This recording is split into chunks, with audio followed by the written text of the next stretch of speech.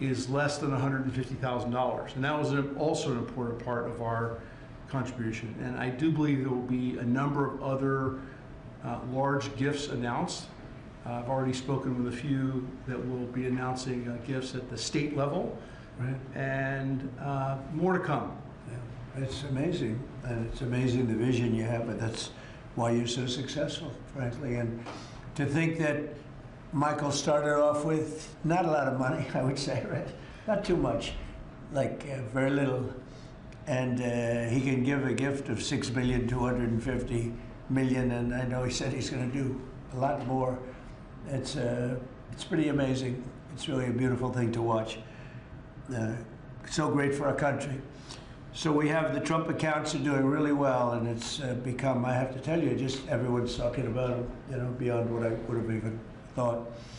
And it's going to make some young people relatively very wealthy. And in some cases, I mean, they could really be off to a great start. So some people have had that advantage and some people haven't, but it's a wonderful thing. Thank you to you and your beautiful wife. Thank you, sir. So it's a pleasure to welcome so many brilliant minds and distinguished business leaders back to the White House. I love these brilliant minds, including Michael Dell of Dell Technologies, who makes a great product. And I want to thank him for what he's done, what we just discussed, the accounts. We also are grateful to be joined by Enrique Lores of HP. So thank you very much, Enrique. Great job you're doing. Antonio Neri of HP Enterprise. Thank you very much. What's the difference between HP and HP Enterprise? We focus on the cloud security, networking, and large systems. The cloud's good. People have done very well with the cloud. That's great. Arvind Krishna of IBM, who's actually become, I would say, a legend. The job he's done. He's taken the stock from a rather low price to a very nice price. I won't say high because I'm sure you're going to say it's going to go up a lot more, right? But, so I can't say a high price. But he took IBM into a new stratosphere that nobody, I think, saw. If you go back to before, when he took over the company, nobody would have even imagined that you'd be able to do what you've done. So congratulations, become a good friend. Cristiano Amon of Qualcomm, and thank you very much. Congratulations on success. I know a lot about your company. You've done amazing. An executive director of the Technology CEO Council, Bruce Mailman. So, thank you very much. I think that these people know each other. We're going to be talking a little bit about technology today, and we'll take a few of your questions about technology. I'm sure you probably won't have too many of those questions. You'll be asking about some other things, right, Bruce? Our administration is committed to total dominance in technology. Right now, we're leading artificial intelligence by a lot. And I think, you know, you look at what's going up, and we're writing rules, regulations. We want to keep it at the federal government level, so it's simple for the companies, very important, frankly. And I think we're pretty well committed. I spoke to some of the senators today, and I think we're committed to do that. We want to make it as simple as possible, as easy, because you're competing with some very big sources, and we want to stay number one by a lot. We're leading the world in building new data centers and new semiconductor and chip manufacturing facilities and new capacity for AI. And we're unleashing all of the forms, literally all forms of energy and natural gas and oil to clean, beautiful coal and safe, reliable nuclear power. And I'm giving them approval to, when they build these massive plants that cost $50 billion. You know, it used to be that for $50 million, you could build a nice little shopping center. But for $500 million, you could build one of the biggest, most beautiful centers. And now they're talking about $50 billion. So explain that one. These buildings are, there's never been anything. There's never been anything like that. So you're all involved in that. It's pretty amazing. 1 year ago, our country was considered dead by many leaders throughout the world. And now we have what's called the hottest country anywhere in the world. We're the hottest country in the world right now. 10 months took us. I thought it was going to take longer, Michael. I didn't think we were going to have this success this soon. We have over $18 trillion being invested, much of it by, like you're in for a lot. What's the number that you're looking at? 150. 150 billion. That's good. I don't know, Michael, am I allowed to ask you? You already gave 6,250,000,000. Do you have you stated a number that you're at for investment, future investment? Well, if I think about all the, investment that we make with the American companies that are adding capacity, particularly around semiconductors, it's several $100 billion. I think that's right. It's pretty good. Yeah, it's pretty good. It makes the 6 billion sound very, very small. That's very good. Antonio, what about you guys? What about you and Enrique? How's that going?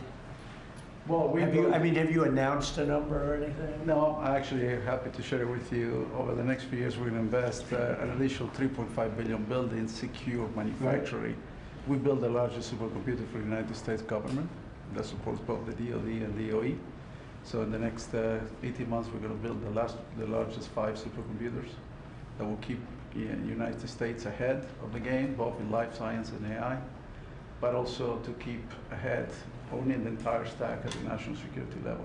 Great. Are you doing that separately? Are you doing that together or No, separate? we are totally separate company. Totally separate, right? From our side, we invest in the US around $18 billion per year. So if Yeah. you look at the next 5, That's it right. will be close to $100 billion.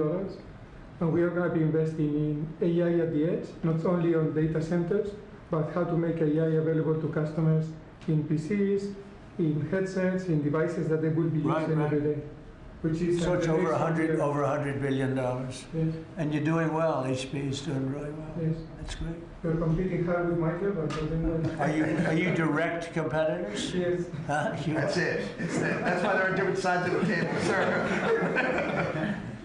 The old days would say, why don't you make a deal? I guess now it's not so easy to make a We deal. can have an arm wrestling match now. Yeah, Let's settle it if you want to. And Cristiano, you've been amazing, right? Your company with the investments. How are you doing with We're doing investments? great. I think, Mr. President, you have a great decision. I think when you drove our company to continue to be innovating, and I think we're doing very good. We've been, in addition to doing phones, I think we're now, our chips are going to every car company in the world, all the car companies. We're entering into the robotics. There's a lot of growth in robotics and the data center. New smart glasses going to be the future mobile devices. Industrial, I think a lot of the drive towards manufacturing the country is driving a lot of technology for smart manufacturing. We're making chips for that. So I think we're very excited. And I think, like Michael, I think the number of industries our chips are being enabling is driving hundreds of billions of dollar investments in. And most important for us, semiconductor manufacturing is very important. So we are going to be customer of the fabs that are being built in the United States by TSMC and Samsung. So That's we're great. just going Yeah, to that's keep a going big step. forward. Yeah, those investments are very important, and we are all customers of those fabs. to be Those clear. two are my customers too. Yeah. So Memory stuff? Memory? we do the memory. We do a lot of the Who's the king of memory? It's Micron and Micron's- SK yeah. Hynix. and Micron's Samsung. another one doing very Yes. well. That's great. Yeah, I heard you're doing fantastically. Congratulations. Thank you. Thank you, Mr. President. The stock market has set a 51, think of this, 51 all-time record highs during the last 10 months. 51. You guys are big beneficiaries. You're setting the records, right? It's amazing. 51 times we've hit a new high. And in the history of our country, if you think about it, 51 times during the last 10 months. And Bruce, let me ask you, pull these people all together. How's it looking for technology? A lot of global competition, but you'd rather be playing our hand than any other hand in the world. I think so. We have a good hand right now, don't we?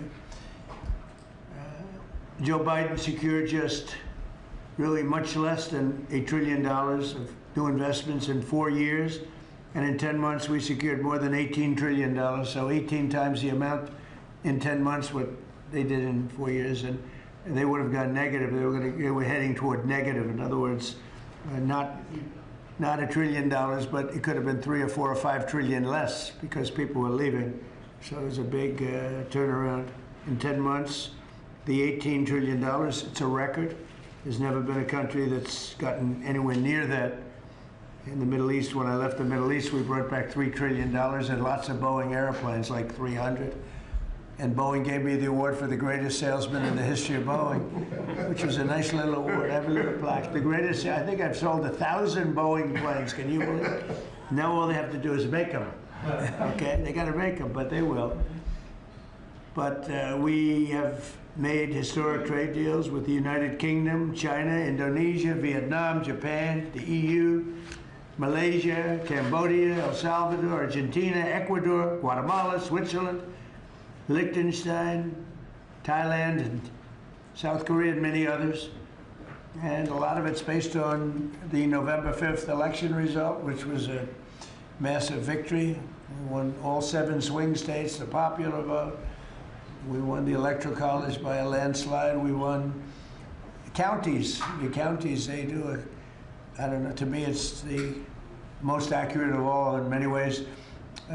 We're at 2,700 counties against 525. That's pretty good, right, Cristiano? Pretty good. 2,700 against 525. 525. That's why when you see the maps are all red, except for 2 little blue lines on the right and the left side of the map.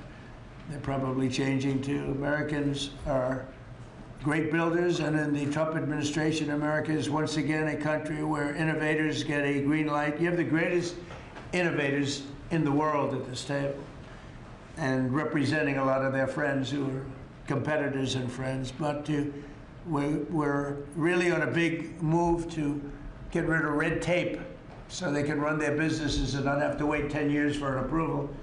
In the old days, getting some of these approvals for plants that are already being built would have taken 10, 15, even 20 years prior to rejection. You'd get rejected. You'd work 20 years and then you'd lose 5 to 4. And we're getting plants approved in a matter of weeks. The biggest plants ever built in a matter of weeks.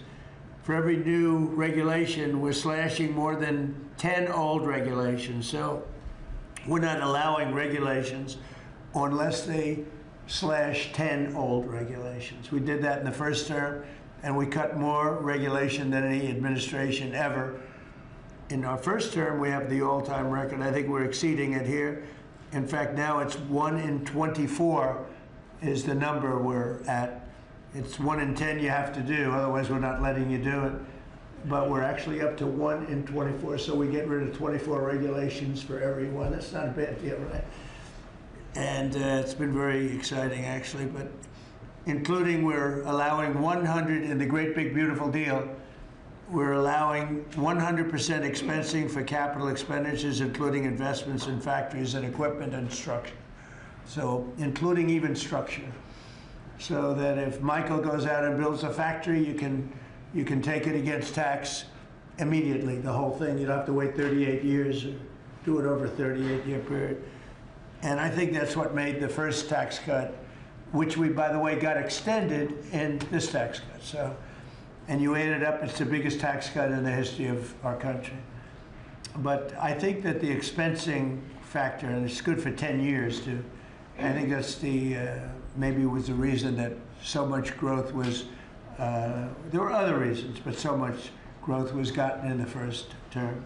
So earlier this year, I said that the challenges of our time demand a new spirit of patriotism and national loyalty in Silicon Valley, smart people, and from the whole technology sector. And that patriotism is on huge display here in this room with some of the most brilliant people.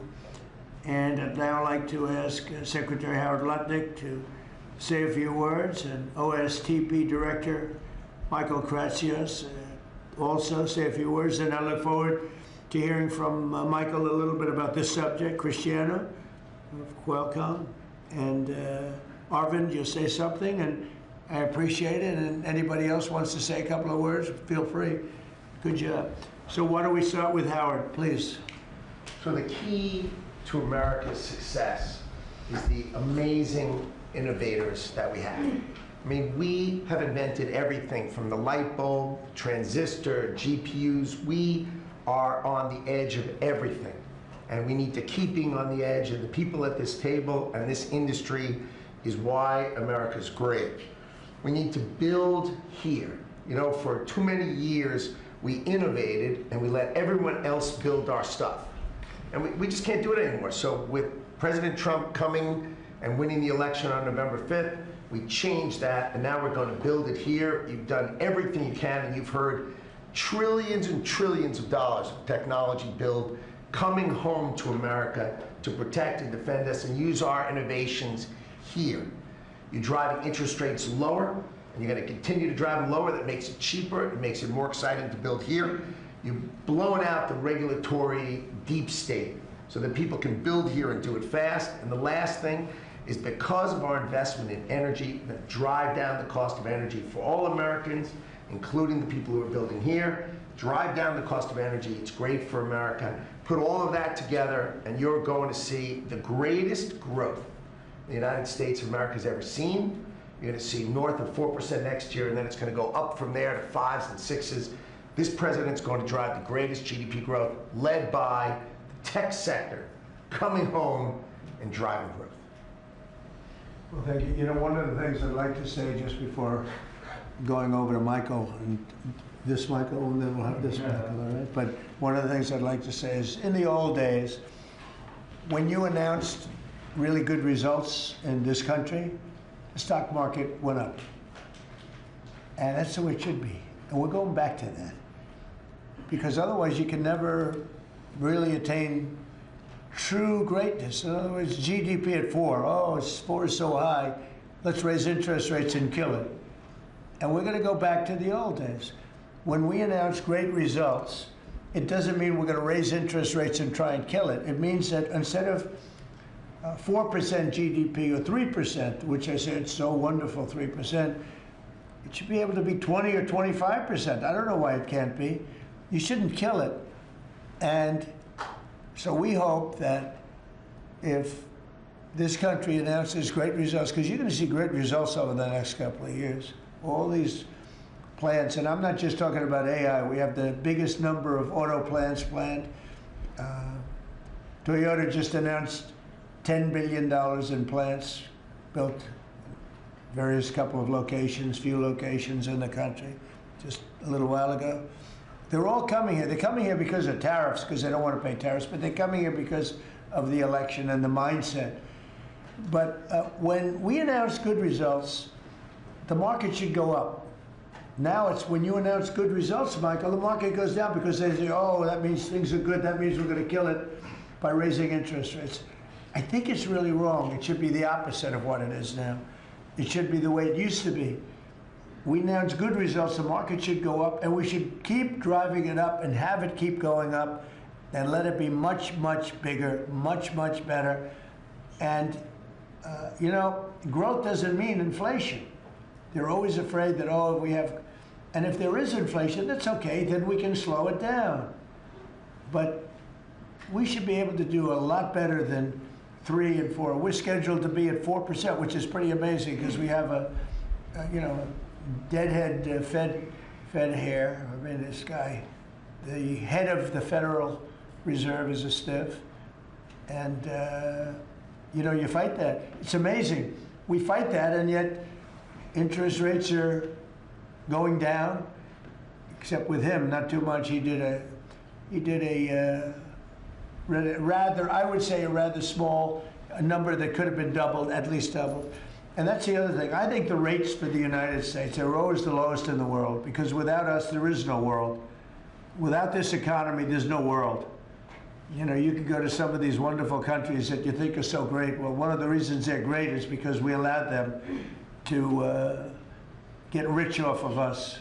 We didn't charge them anything. You look at some of the deals, I don't want to say, use Switzerland as an example, but Switzerland paid almost nothing in terms of a tariff or a tax or whatever you want to call it, license. They paid nothing, and you know, they're paying now. They're paying a fair amount. I had them at 39%, but I decided to be nice. I was nice, and I think they like us a little bit better. But The money you're talking about is enormous. Our country is a very rich country. But if we do well, the market should go up and the value of our country should go up. And if we do poorly, the market then should go down. It shouldn't be the opposite. And if we go up, we should encourage it to go up more. And those numbers, when you say, 3% of GDP or 4% of GDP, they should be much higher. So, I've wanted to say it, I do say it, I believe it, and we have to get a mindset that when a country is doing well, you don't want to kill the growth. That's what they're doing. They kill the growth. I don't know if you guys even agree with that. They kill the growth because they're so afraid of inflation. But you can have tremendous growth without inflation. Everything goes up with the growth, but that's not inflation. So I think we can do much better than traditional numbers. And you see that. You see that with what we're doing. We're leading in everything. And now, and remember this, as far as prices are concerned, and they talk about affordability, I inherited the worst inflation in the history of our country. They say it was 48 years, but I say it was the history. What difference? It's 48 years, they were telling me. They said I was being inaccurate because I said the history. I think 48 years is a long time, but it's actually, I disagree. I think it's the history. So in the Biden administration, I inherited the worst inflation in the history of our country, or 48 years. And prices were very, very high. I brought the prices down. We had yesterday 3 states where oil was at $1.99 a gallon. How about that? And with these guys, it was $4, $4.50. In California, it was like $7 because that's a badly run state. But the price for oil and gas and everything else, the price of gasoline was $4.50, $5. And we just hit $1.09. We broke $2. I was looking forward to that. Couple of states, 3 states. And I will say that when that happens, oil and gas and energy is so big, it's so big a category, you don't even know what number 2 is. There is no number 2. And when you have the prices coming down for energy like that, you've killed inflation and you're lowering prices. So I inherited, very simply, the highest prices in history, and I'm bringing them down really fast, led by energy. And when energy comes down, everything else comes down. But I've only been here a short while, and we gave them a beautiful, beautiful thing, and they destroyed it. They would have destroyed our country had they been allowed to stay. If we didn't win this election, if we had Kamala, who's the same as Joe, low IQ people, but if we had Kamala, you would have a country that would be right now in ruins. I believe that 100%. Things would be in a state like nobody's ever seen before. Worse than anything you've ever imagined. Worse than 1929, in my opinion. Instead, we have the hottest country in the world, and we're going to keep it that way. But just to finish, we inherited high prices. We're bringing them down very rapidly, and we're bringing them down to very, very good levels. They'll soon be down at very good levels. Michael, please go ahead. Absolutely. As everyone in this room probably knows very well, leadership in science and technology has been foundational to our economic and national security for decades. And because of the policies that you have championed and the private sector partnerships that you have made, America currently is leading the world in S&T, and it's benefiting all Americans every day. The one thing that I want to remind this group of, and many of you know, the president has been arguing for American leadership in AI well before ChatGPT was even invented. The president signed an executive order on artificial intelligence leadership in 2019, which set the stage for the revolution that we're seeing today. In the past year, we've built on that. We signed out the AI Action Plan in July of this year, which the president launched here in Washington, along with 3 EOs. And I know a lot of that effort is around creating a regulatory environment to allow for companies like yours to thrive and for the applications that you build to have the biggest impact on Americans every day. So thank you for everything that you do, and I know we're going to keep working together to make sure that America is the home for the next great technological discoveries. All right, thank you, Michael. And Michael? Thank you, sir. Well, look, we greatly appreciate the focus the administration has on lowering energy costs. And energy is the substrate of manufacturing at the industrial level and really an incredibly important input to the economy. We can't be competitive without a super low cost energy industry. And had a great meeting earlier today with Secretary Wright and really appreciate all the work that he's been doing. This is, of course, incredibly important when it comes to AI because it does consume a great deal of power. All the semiconductor manufacturing consumes a great deal of power. Another big area of focus for us is how we can take all this great AI technology, the AI stack of the innovative companies here in the United States, and sell that around the world. And I'd like to ask Arvind to speak a little bit more about this. Arvind? Thank you. So, Mr. President, first, we really would like to thank you for everything you're doing for economic growth, as you said. I completely agree with you. Economic growth then drives a lot of other benefits to everything else. We also want to thank you for all the work you're doing on deregulation and making things easier for business to participate in that growth. Michael spoke of the AI stack. It's incredibly important that under the action plans that you have laid out and Michael Kratzer just spoke of, we really help promote the AI stack, which is not semiconductors only. Those are incredibly important, but it's semiconductors, it's software, it's the systems which many of us here build, and it is the software applications on top. The ability to take those to all our friends in countries, so all the friendly countries, is going to be very, very important. And we wish to work with your government to make sure that we can do that, because otherwise we're afraid that competing countries are going to be able to get that stack. So we would say that. Anything that you're looking at that we can help you with so that you create a bigger and better IBM and hire a lot more people? Anything you need? A few countries, we'll speak to members of your administration to make sure that those can go and that barriers get lowered for being able to do it quickly. We agree guardrails are necessary, but lower barriers would be very, very helpful. You mean tariffs? No. Because are these countries tariffing you, making your life difficult? Are they doing anything else to make your life difficult? It's the ability to take certain systems which have semiconductors inside them into these countries. So right now, because we have controls on where all the semiconductors can go, then the entire system is restricted. That's what we want to do. The same as you How many countries do that? Probably a half dozen. So I can tell you the countries already. I know. Yes. I know every country very well, and we have ways of combating that quickly.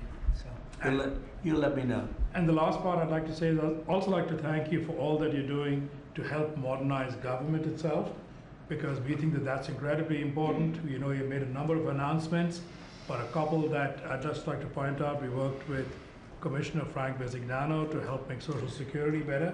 So I would like to thank you for your help on that. And we'll work with him on making IRS. He's done a fantastic job. Yes, Frank's great. He's done a great job, Frank. He's had a great career, actually left a tremendous career where his salary, I think, was 100 times greater than it is now. And he was at JP Morgan Chase, and he's doing he did a great job at Social Security, quickly. And we hope to help him replicate that now at the IRS also. Very good. Thank you very much. Good job. Cristiano, please. Yes, just a few points. I think, first of all, Mr. President, thank you for your vision. I thank you for understanding the importance of the American private sector in industry, I think, and the growth of the economy. I want to just build on some of the things that were said by my colleagues. I think we have built probably one of the most advanced technologies in the world, and part of it is because I think the commitment to innovation that we have in the country, but also the fact that it has been American technology for the world. So I think we have an incredible opportunity. When I think about what Michael said about exporting AI, I had a conversation with Secretary Howard. Now that the trade deal's been made, is an opportunity to really build on those trade deals and export, I think, American technology. And also, as we think about the technology, it's an important vector to drive the reindustrialization, I think, of the country with technology. So we're incredibly excited about that. I think it's a big opportunity. I think it's the next wave of growth that we can build on those trade agreements. And I think it resonates what also Arvind said about the importance of the American technology stack. And then we're just going to finish with 2 points. There are 2 exciting things happening in the world of technology coming right now. One is as AI become the new form of computing, AI is going not only to the data center, but to everything, to cars, to PCs. And we see now the ability to run models that you can only run AI in the data center. You can run that on a microcomputer, on a computer for Enrique, on a server, with small server on premise. So I think we're going to see the proliferation of AI. The other one is 6G. We had made commitment working with your administration, working with FCC. We're going to accelerate 6G. We're working to have a launch first in the world in the LA Olympics. And I think that's another opportunity for America to lead in the next wireless evolution. So thank you. Thank you for the opportunity. Thank you for the partnership. And we're going to be hard at work, I think, driving that agenda. So we're into 6G now. I just finished 5G. I was a leader on 5G getting that done. And now they're up to 6. Let's do it again. What does that do? Give you a little bit deeper view into somebody's skin? See how perfect it is? I like the cameras the old days. So they just had a nice feature. Now they cover every little. Let's see, Michael, you're in good shape. You're not gonna. But I tell you, it's the 6 is coming, huh? It's coming. Does it ever end? And what happens? You'll be into 7, right? Before 6 gets old, you'll be into 7. Anybody have anything else to say? Anybody? I think that the other thing is we want to thank you as well for the openness of your organization and your team.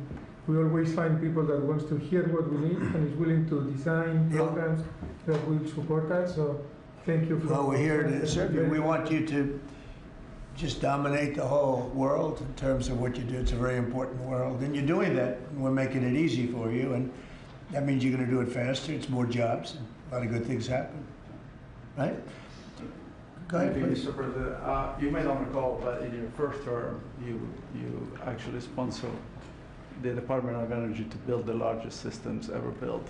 And thanks to your sponsorship, the Department of Energy owns the 3 top supercomputers in the world. Yep. And we build it with them. And these are systems that can do quintillion operations per second. And that means we can solve I a lot of. We made that possible. It's worked out very well. Good. Solve problems. So now we're going to build the next generation again. Good. Sounds good to me.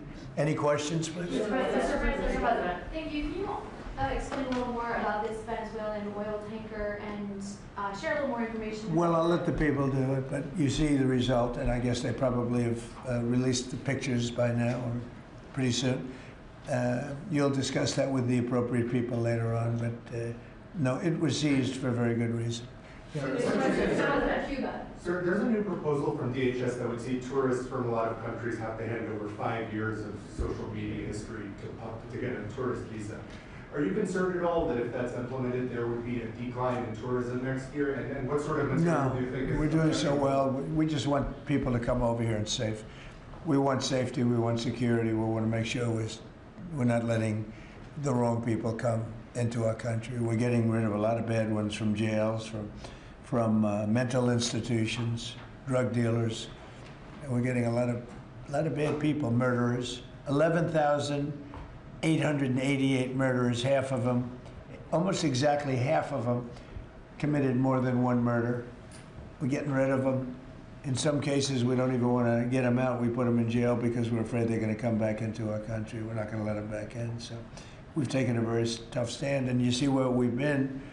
Like Washington, D.C. now, people walk down the streets, they go into restaurants at night. It's beautiful. It's like this beautiful thing to see because until I got here, this was a very, very bad place. We had a terrible thing happen 2 weeks ago with terrorism with regard to 2 National Guards people that are so phenomenal. One is no longer with us, and one, amazingly, we weren't looking with great hope on that, that Andrew.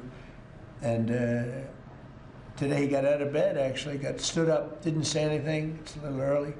But the chances of Andrew, other than his mother who said, nope, he's going to be okay. His mother was the most positive person. And could be that she'll be right. It's pretty amazing. Made progress. It was, both of them were so badly hurt, we never thought that one could survive. So it looks like Andrew's doing pretty well. The winner of the Nobel Prize dedicated the prize to you, the Nobel Peace Prize. And she left Venezuela very soon to make it to the ceremony. There is a risk she could be arrested, actually. What would happen if she's arrested? What message do you send, or would you send to Nicolas Maduro? Well, arrested by who? The Nobel Prize Committee? It sounds like that's probably the ones that would arrest. I don't know anything about it. She was very gracious. She said I should have gotten the Nobel Prize, and I don't, I'm doing this to save lives. I'm not doing it for any other reason. But no, I don't like if she would be arrested. No, I wouldn't be happy with that. Mr. President, Senate Republicans currently have a healthcare proposal that would take away, let those ACA subsidies expire, and then put about $1,000 in people's HSAs. Do you think that is enough money, and how do you ensure that people who will see those tax subsidies expire won't see their healthcare costs skyrocket? Well, the Unaffordable Care Act, which is Obamacare, they call it now the unaffordable because it's unaffordable. It used to be called the affordable, but it was never affordable. It was always bad. It was basically designed for the benefit of insurance companies. And what we're doing is we want all of the billions and billions of dollars that went to insurance companies to go directly to the people, and they can buy their own health care. And people love it. I don't know if the Democrats are going to approve it because they want the insurance companies to make money. It was a scam. Obamacare was a scam. But we're going to see. I mean, the Republicans, I can tell you, want the money to go to the people. And we're winning that battle. The Democrats are having a hard time with it because they're in the pocket of the insurance companies. Yes, please. You spoke to some European leaders today, I think, sir. I did. Could you tell us about that? And is there a new revised peace plan that Ukraine has presented? Yeah. The leaders of France we spoke to, and Germany, and UK, all very good leaders, very good friends of mine, and we discussed Ukraine in pretty strong words. And we'll see what happens. I mean, we're waiting to hear answers before we progress. You know, we're not spending any money in Ukraine. We're selling basically missiles and everything else to NATO, and NATO's paying us, and then they distribute it to who they want. I guess they're mostly distributing to Ukraine, but we're not spending money. But you know what we are? We're spending a lot of time and a lot of effort. Because last month, 27,000 soldiers were killed. Both, think of it, 27,000. That's if you take a football game and take half the stadium, that's 27,000. So 27,000 soldiers were killed. Russian and Ukrainian soldiers were killed. And I want to see that stop. We'll find out. Look, there are a lot of things happening right now. A lot of people say it's closer than it's ever been. It's a war that would have never started. If I were president, would have never started. It's a war that should never have started. But we'll have it figured out, I think, within a pretty short You period. say very strong terms, sir. Could you explain that? Well, I think we had some little disputes about people, and we're going to see how it turns out. And we said before we go to a meeting, we want to know some things. You know, they would like us to go to a meeting over the weekend in Europe, and we'll make a determination depending on what they come back with. We don't want to be wasting time. Sometimes you have to let people fight it out, and sometimes you don't. But the problem with letting people fight it out is you're losing thousands of people a week. It's ridiculous. The whole thing is ridiculous. Mr. President, two questions. One, the oil tanker. Who owns that oil tanker? You'll get that information later. Okay, and have you spoken to Maduro since your last conversation? No, I Has it haven't. only been one conversation? No. And when you say that the European leaders want to have a meeting over the weekend, are you talking about with Zelensky or with them? With Zelensky and us. And you said in an interview yesterday that you think it's time for Zelensky to start accepting things. What things are you talking about? I think he has to be realistic, and I do wonder about, you know, how long is it going to be till they have an election? You know, it's democracy. It's a long time. They haven't had an election in a long time. It's losing a lot of people. And it's possible that the people, if you look at the polls, I will say 82%, there was a poll that came out, 82% of the people are demanding a settlement be made, Ukrainian people. They want to see a settlement be made. I understand that. They're losing thousands and thousands of people a week. They want to see it ended. And I do say, at what point, when do they have an election in Ukraine? That's not casting dispersions on anybody, but they do have a massive corruption situation going on there. And they do say, when are they, people are asking this question, when do they have an election? Are they going to have an election? Or are they going to just keep it going like this? So I think it's time to get that war settled. And I think it's a war that can be settled. But it takes two to tango. Mr. President, Warner about the new owners of Warner Brothers Discovery to make changes at CNN, big changes, and have you spoken to Jared about it? What are you doing with him, or get you sort of wall him off a little bit? So what do you want to know? What changes do you want to see at CNN under new owners? Well, I'm not involved in that. I will be probably involved, maybe involved in the decision. It depends.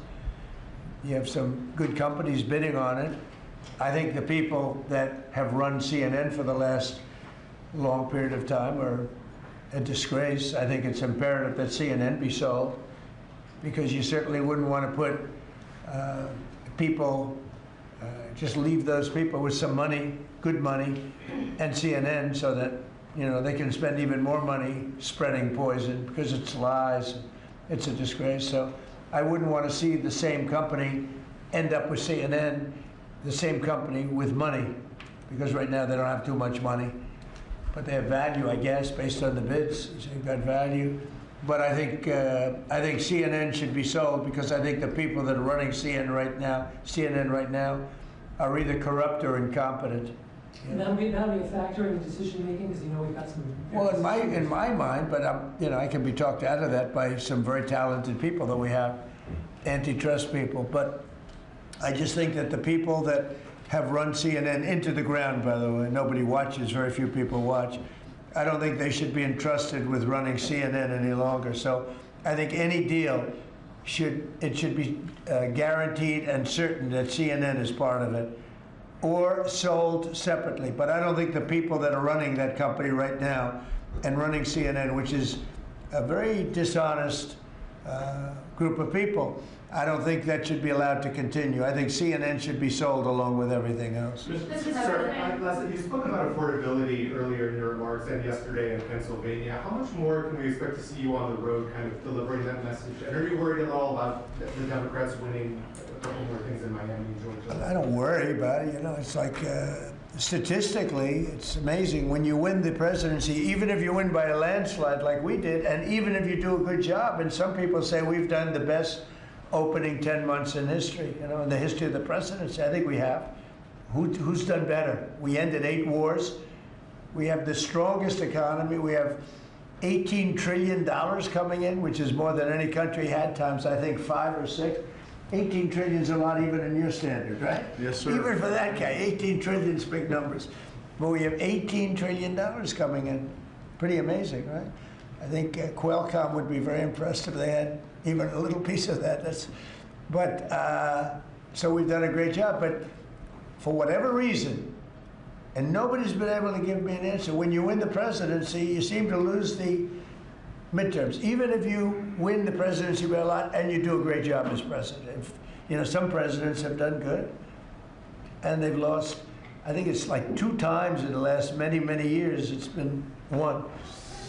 I don't know why. It doesn't make sense. Usually I can figure things out, but I don't know why, but that seems to be. But other than that, we should win, because we're doing great. The economy is roaring. I think the economy is only going to go better with all this money pouring in. We have factories being built. And forget about AI. We have AI more than anybody.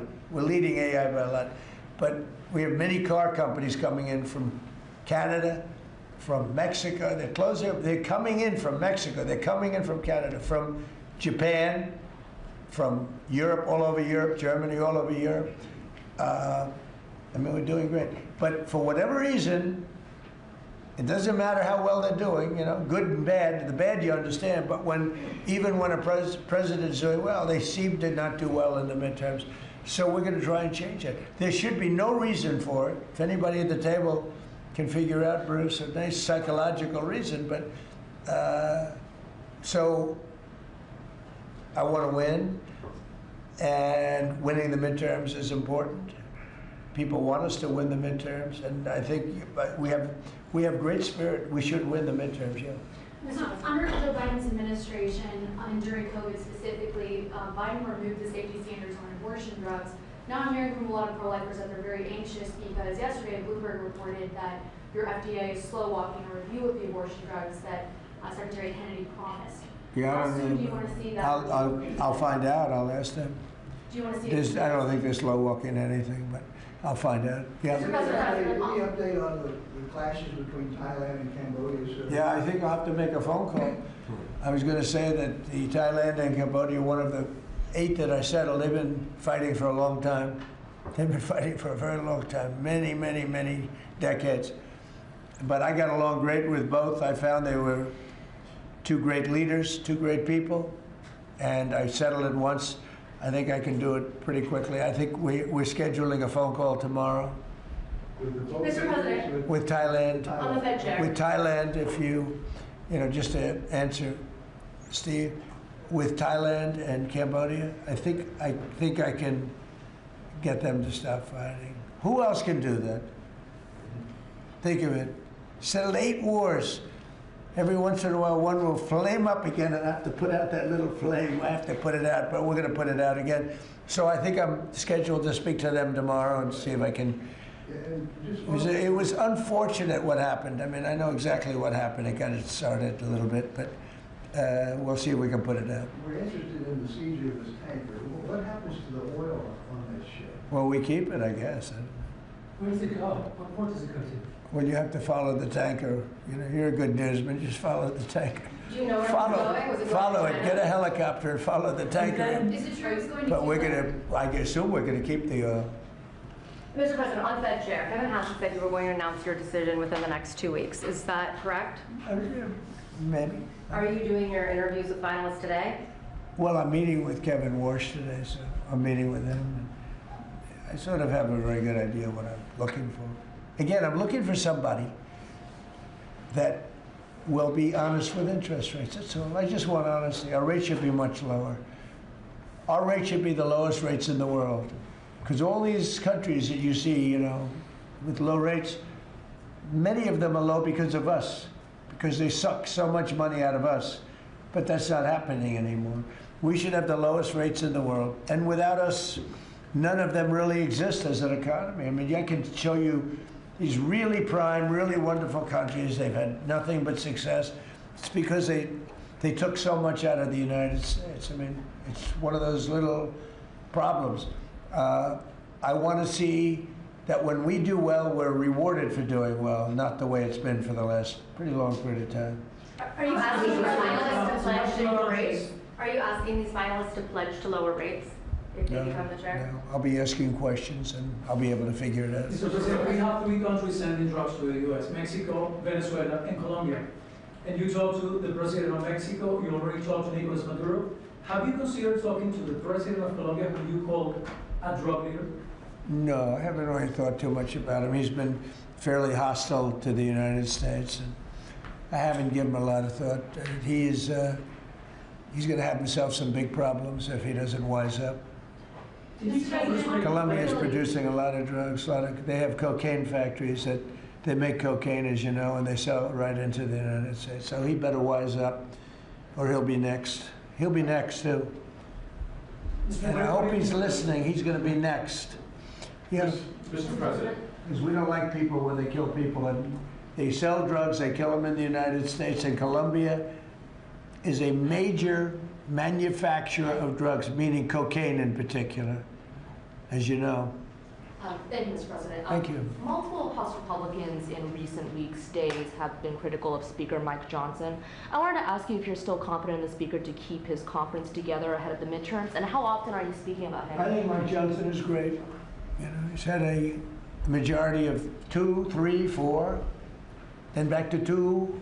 We actually had 1. So we were 1 heart attack away from disaster. So everybody prayed for everybody's health. I think Mike Johnson's been a fantastic speaker. I mean, a very hard job because, you know, when you have a small majority, and we got the biggest bill in the history of our country approved, the Great Big Beautiful Bill. I call it the Great Big Beautiful Bill. There are different names for it, but to me it's a Great Big Beautiful Bill because it gives the biggest tax cuts in history, the biggest regulation cuts in history. No tax on tips, no tax on Social Security, no tax on overtime. I think Mike Johnson's been a great speaker. I think few people could have done that job. Do you want to see another big package move through Capitol Hill the next year, or? Well, we don't need it because we got everything. You know, this was supposed to be 17 bills. And I think it was my idea, but you know, with the concurrence of people that have done this a long time. And I said, why don't we make it 1 bill? Because it's very hard to get things approved by the Democrats. And it worked out because there was something good for everybody. If we would have done 17 bills, we wouldn't have gotten 1/3 of them approved. It was something great for everybody in the one, you know, the Great Big Beautiful Bill. If I could Brian? follow up, yes, good to see you, Mr. President. I can follow up on the event last night in Pennsylvania. Huge crowd turned out there. Big crowd. It seemed like Rally Trump was in prime condition last night. You enjoyed it. Can you just give me your thoughts on that? Then I do have a question on the gold card. Last night was amazing in Pennsylvania. We had a tremendous crowd. It was like freezing. And the people, the thousands of people on the sidewalk trying to get in, or the streets. It was an amazing evening, actually, and I think people really enjoyed it. I enjoyed it. You could tell that. I can tell that you enjoyed it. I enjoyed it. I really did. Well, you know, it's easy to enjoy when you do a good job, and you know, when you can talk about things in a very positive way. It's hard not to say it. We have potentially the greatest economic boom in the history of the world. It's being built right now. And when it opens, there will be nothing ever in history like what's happening in our country. And, you know, Washington, D.C. is safe, and Memphis is now. Look at Memphis. Crime is down 60% in Memphis. We just got there 3 weeks ago. And we're going to have New Orleans. New Orleans we just sent a group of people there, and crime is down 28% in about 3 days. No, we do a good job, you know, and these are central casting people. These people they're very tough people if they have to be. They're very good, they're great patriots, but they are the toughest, and they don't take any nonsense. And every place we go, we knock down crime. Too bad that we're not invited more into Chicago, because we could save Chicago very quickly. But even that, we're doing it on a minimal basis until, you know, at some point we'll just go in and do what we have to do if the governor doesn't wise up. They got a bad governor, they have a bad mayor. I would say they're both incompetent, but it's hard to believe that people don't want to stop crime. We could stop the crime in Chicago in about 2 weeks. Go ahead. My question is on the gold card. I apologize if I missed the answer to this. Is there a limit to how many gold cards these companies can buy? Howard? So the program is part of the already approved visas. So we're just going to have great people come into this country. You know, the average green card holder earned less than the average American. So they were more likely to be on the dole and be on our assistance programs than average Americans. And the idea is from President Trump, he wants to raise it, bring in the best people into America. So same visas, but now just full of the best people. Basically, it's a green card, but much better, much more powerful, a much stronger path. And a path is a big deal. Have to be great people, but much stronger path. And it also, in addition to that, helps companies, because not only for companies, but if IBM gets somebody #1 in his class at the Wharton School of Finance, and you're dying to get the person, but you can't guarantee the person stays in the country, because oftentimes they'll say, I'm sorry, sir, you got to get out of here, you have 24 hours, right? And you say, where's my employee? Now IBM can buy a card, and that employee can be there for essentially a very long period of time. Mr. President, It's so needed for the companies. You know, it's needed for others, but really, it's basically a much better form of a green card. And you can't get green cards. They are impossible to get. This is much better than a green card. Yeah. Yes, sir. Did you tell Bruce Blinken not to run for governor, or that she should think about not running for governor? I haven't spoken to, first of all, he's a friend, she's a friend. These are two great people running. In a way, I hate to see them running against each other. I hope they're not going to be damaging each other. But Elisa's fantastic and Bruce is, they're two fantastic people. And I always hate it when two very good friends of mine are running. And I hope there's not a lot of damage done. Sometimes it works the other way. The victor ends up being much stronger because of it. A lot of times that happens in politics.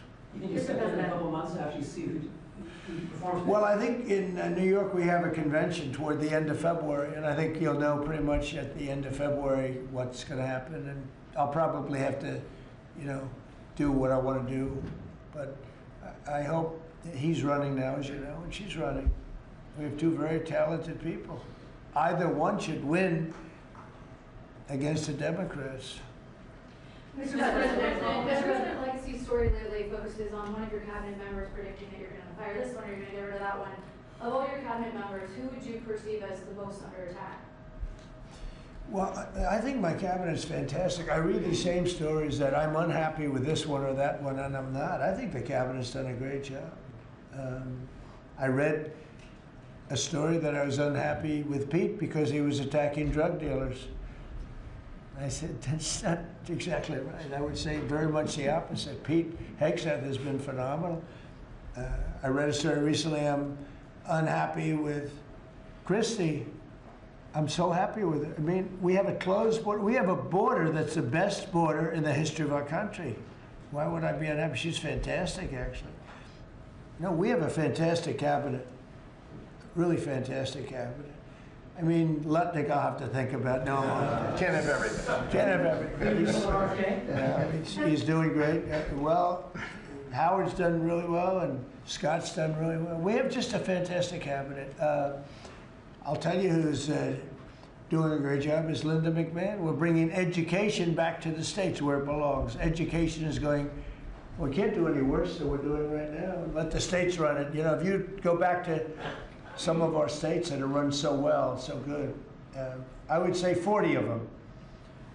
And then you'll have trouble with 5, and you'll have bigger trouble with another 5. But you have 35 or 40 states that will run education as good as Norway or Denmark, Sweden. We have some, you know, the heads of the list are Denmark, Norway, Sweden, a few others. I think if you go to Iowa and you go to Indiana and you go to, I can name a lot of states, I think it would be almost the equivalent or maybe better. But you can't run a school system in Iowa from Washington, D.C. Yeah. So the Gaza plan, when do you expect to announce members of the Board of Peace, the leadership of that? Well, we'll do it early next year. And the Board of Peace are going to, it'll be one of the most legendary boards ever. Everybody wants to be on it. It's mostly going to be, I guess, you know, we weren't thinking about it that way, but they want to all do it. Basically, it'll be the heads of the most important countries. Mr. President. They all want to be on. It wasn't really planned. We thought we were going to get very distinguished people that do that kind of thing for a living. But really, it looks like it's turning out to be, they want to be on the heads, the kings and the presidents, prime ministers, they all want to be on the Board of Peace. Mr. President, on the video follow-up to last night's rally, can you clarify, you have called the affordability crisis as a Democratic hoax, but you also want to make America affordable again? No, the word that they use is a hoax, and because they're the ones that caused the problem. I'm talking about when you're trying to say it a different way. Now, it's pretty simple, though, if you listen. It's a hoax where they created the problem. They're the ones that gave the high prices. So when they use the word affordability, they shouldn't be using that word because they're the ones that created this problem. They created the highest inflation in history, and they created the highest prices in history. And now we have to get those things down. But when they go, they look and they say affordability. They never discuss it. They just say the election's about affordability. Well, it may very well be. I think it's also about still the border. You have to remember the job. You know, the sad thing is, for 7 months, we've had no people come through our border. Nobody can even believe it. 0 people. And the people that do that are largely Democrats, which the people that do the stats. We've had no people come in, other than coming in legally. But if you take a look, and nobody wants to talk about that. In fact, last night I said, let me talk about the border. My own people told me, sir, nobody cares about the border anymore. You've fixed the problem. I said, do I get a little credit for fixing a disaster where millions of people a month would flow into our country, and you know, from prisons and from gangs and from drug dealers and mental institutions? They say, sir, you fixed the border. Nobody cares. I say, but I care. It's sad when you fix something and then you can't even use it. You can't talk about it. My own people don't want to talk about it anymore. But here, very simply, the Democrats created the worst crisis of inflation that this country has ever had. And with that came the highest prices that we've ever had. And I'm fixing it. Mr. President, has Secretary Hexon told you why he hasn't released the video of the second strike? No, he hasn't told me. I thought that issue was dead. You're surprised you bring it up. You must be CNN. Lawmakers are still Are you talking about it CNN? on the Hill. Are you CNN? I am with CNN. Oh, gee, I'm shocked to find out. But lawmakers are still talking about it on the Hill. Well, I'll tell you, I don't know about lawmakers. Which lawmakers? You're talking about? Just the Democrats have been talking about trying to release it. I mean the people that you work for, the Democrats? You know you work for the Democrats, don't you? You're basically an arm of the Democrat Party. Thank you very much, everybody. I appreciate it. Thank you. Thank you very much. Thank you guys. Thank you guys. Thank you guys. So, call me if we can help. Thank you. Thank you.